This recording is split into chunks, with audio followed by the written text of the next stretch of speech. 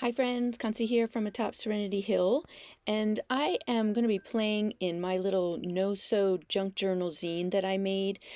It is part of at Meg Journal's little challenge that she's having for November, called the No-Sew November, and I made these two zines out of a collection of scrap papers, and I'll have the video linked below for you so that you can see how to make your own.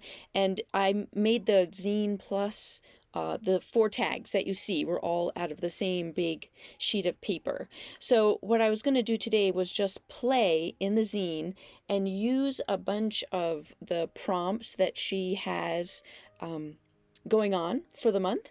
And so the first prompt was the word connect.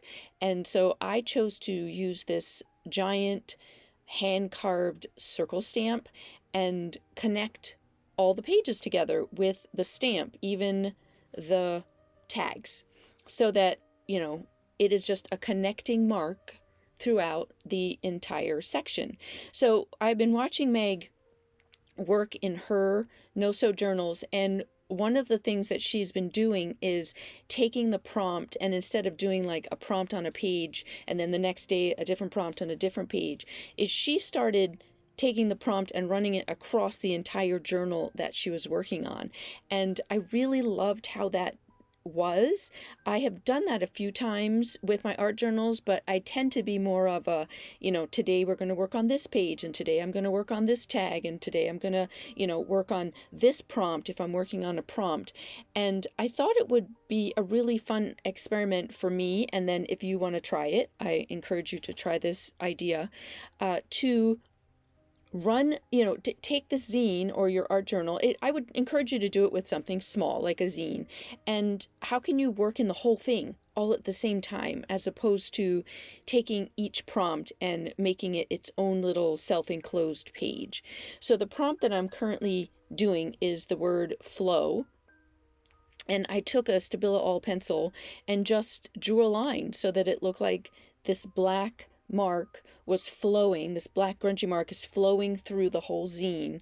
And then in order to connect it onto the cards, the tags, I just had it flow around it like a band, as opposed to trying to connect the tags to the zine with the word flow. So, it was really fun to do, and it really makes you think. The prompts that she's come up with are very much tied together. Many of them are synonyms of each other. So it's been very interesting for me to think about what it is I'm going to do for each of the prompts. So the third prompt is the word merge. And I wasn't sure where to go with this. I actually Googled, what does merge mean? Because I was like, merge, what, obviously putting two things together, and it just didn't come up in my mind what to do. But one of the sentences that came was like, two paths merged into a bigger path. And it made me instantly think about, like leaves merging into a branch, like a branch merging out into the leaves. And I found this little stencil I had and ended up just using some watercolor and stenciling a few leaves all over it. So, I know what it means. No one else will really know what that means, that it's, I'm representing the word merge, but it got me down like a little rabbit hole of what does that mean? And I thought about, the sentence, put me in this spot, and then, with the word, the roads merging, and then I just kept going. So allow yourself to play with the words. So the prompt right now that I'm working on is the word link, L-I-N-K, link.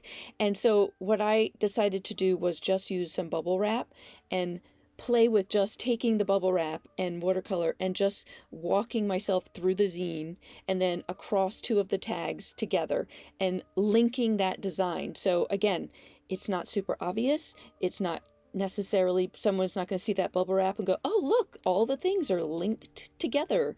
But that's not the point. The point is that it got me to play. It got me to try something. It got me to think about the word link. What does that mean? My first instinct was very much about, links in a chain, and it just didn't sit. So I was like, how can I link things together? So how would you interpret it? What would be your take?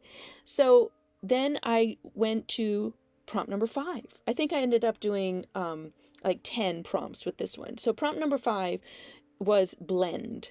And so I am a big blend my collage together person. If you've been around me at all, you know that. I do what I like to call bleeding the collage with watercolor, where I take the watercolor and let it, bleed out into the background so it doesn't look so harsh. And so I thought I would do a version of that with these colored pencils. And so I'm essentially blending the color from one collage into another piece of collage in the background. And so it starts to lose the hard edges between where the collages meet, because this was definitely big chunks of collage all glued together and then cut apart. And so it's a way for me to start blending everything together. Okay. So you could do this with, so many different supplies that you have. It could have been watercolor or, Inktense pencils or Neocolor crayons or whatever you have. But see how you can just blend the collage pieces together with something.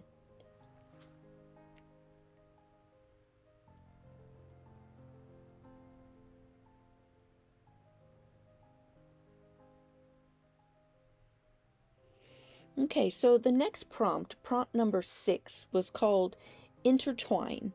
And again, I just went with what was the first thing that popped into my head, and it was vines.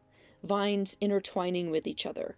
And so I grabbed this Jelly Roll black, my black Jelly Roll pen, and just drew a vine that keeps intertwining throughout the zine and just kind of meanders and goes together. And it's not perfect, and it's a really quick doodle. I didn't, my leaves are just a little bit wonky. In some parts you don't even see it that much because it's against dark, but it's there, and it's another element, another fun layer in these zines that, if you were to sit and look at them and kind of dive into all the little bits that are there, you would start to recognize, maybe see a little bit of this vine here and there. We'll see, because there's a lot of layers happening to it. So we'll see in the end if the vines even play an important part in the way the process is. So number 7 in the prompts was the word waves, and automatically, of course, waves, water. And I found this blue piece of jelly printed deli paper, and I cut wavy lines out of it and then just added it to all the pages. And again, I'm working in the entire zine and all 4 of the tags all at the same time. And it's really beautiful to watch how it's coming together, because all the pages are slightly different. There's, I use all these different kinds of papers and different colors. And yet, as I keep adding these interconnected pieces over and over into all the pages, it still feels like, it could be like one big painting, except you're looking at it through the lens of folding pages and opening, closing books and tags coming in and out. But it all feels very, very connected.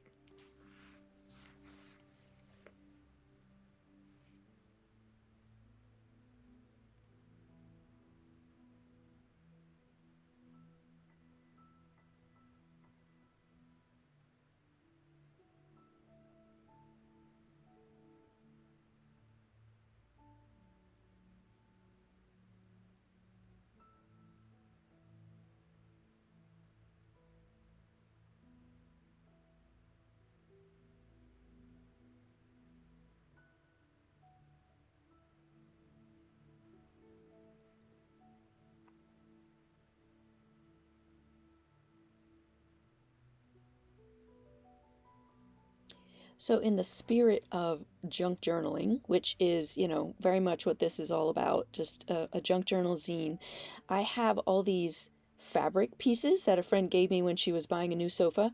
And the prompt for this one is tapestry. And, I really wanted the idea of using tapestry. And so I found this great fabric square sample for a sofa and cut bits of it off and just glued it down. And, it it didn't show, like, it looked more like a tapestry in the big piece, but again, not the point. The point is that I took that prompt and added it to the page, even if it's in a small little piece of fabric like I did here. I tried to find a color that went with all the pages, with this kind of golden orangey, burgundy, went with everything, so it didn't feel like it was standing out against the color scheme. So again, it blended, which, tapestries is about weaving fabrics together to create something pleasing. And so that's what I did. I glued down all these little bits and added a little bit of tapestry to my junk journal zine.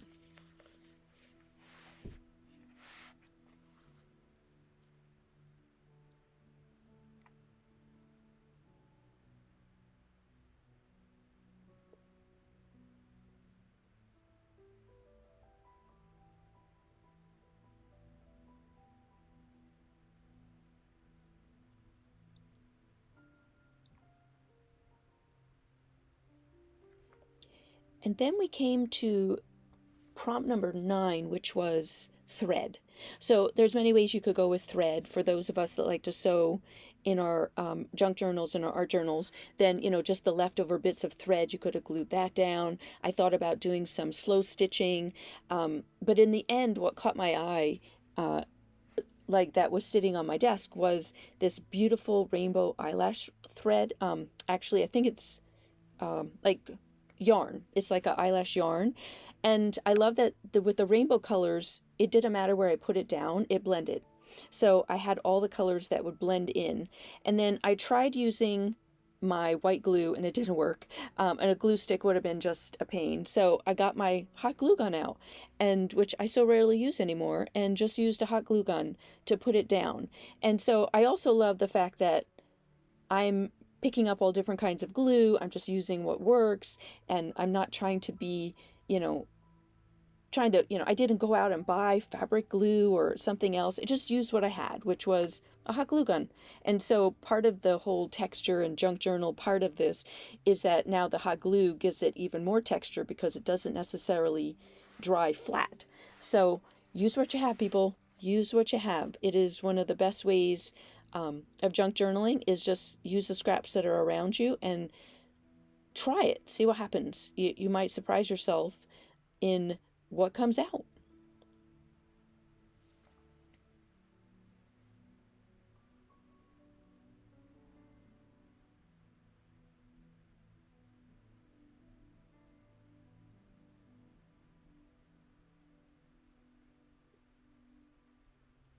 So the final prompt for this video, I used, there's going to be 30 prompts, and I'm putting 10, I think, in each video, is the word ripple.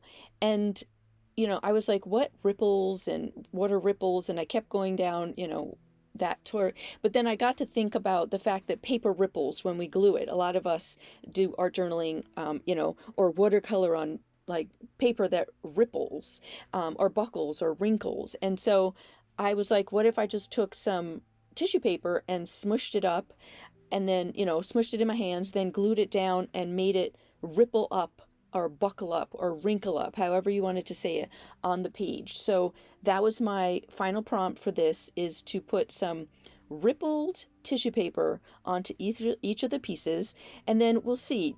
I'm going to come back to it, let it sit, play with it a little bit, look at it, and see if I want to continue in this one. I do have 2 that I made, so I think I will probably end up just, going until this one stops talking to me. One of the biggest questions I get is, how do you know when to stop?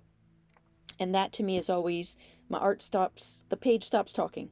Like, I don't look at it and find something like screaming at me. I look at it and see quiet silence, a gentle look across the whole thing.